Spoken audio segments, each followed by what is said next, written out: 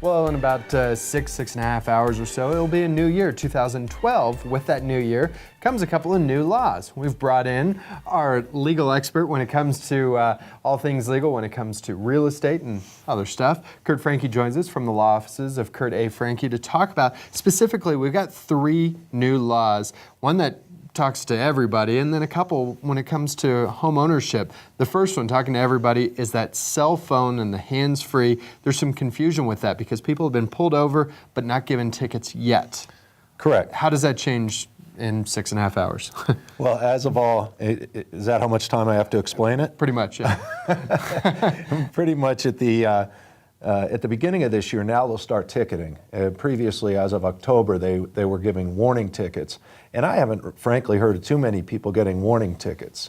But now it's going to be a real ticket that will generate revenue for the county and the police department. So I assume they're going to be offered a lot more regularly now. All right, and this is a ticket. You can get pulled over if a cop sees you holding your phone? That's correct, yeah. All right. At any point. It's cell phone use, text use, and I also, in its use of the cell phone, not just for phone calls, but I wouldn't be checking emails either. All right.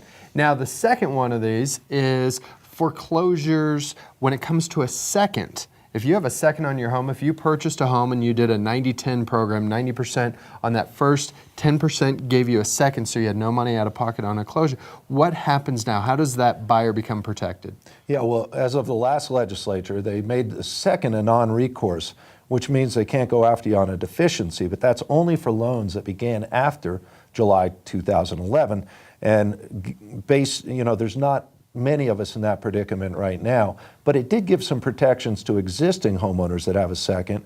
It doesn't prevent deficiency judgments, but it forces the banks, if they're going to go after it within 6 months rather than the 6 years that people would previously had this albatross hanging over them. All right. And if they had sold that second to another bank, there's now a provision with that as well. That's right, because many of these were sold to another bank for pennies on the dollars. Well, now that other bank can only go after you for what it paid, not for the whole amount. All right. Now, one last thing. If you're about to be foreclosed on and you want to have a little recourse, that's not a good idea anymore, is it?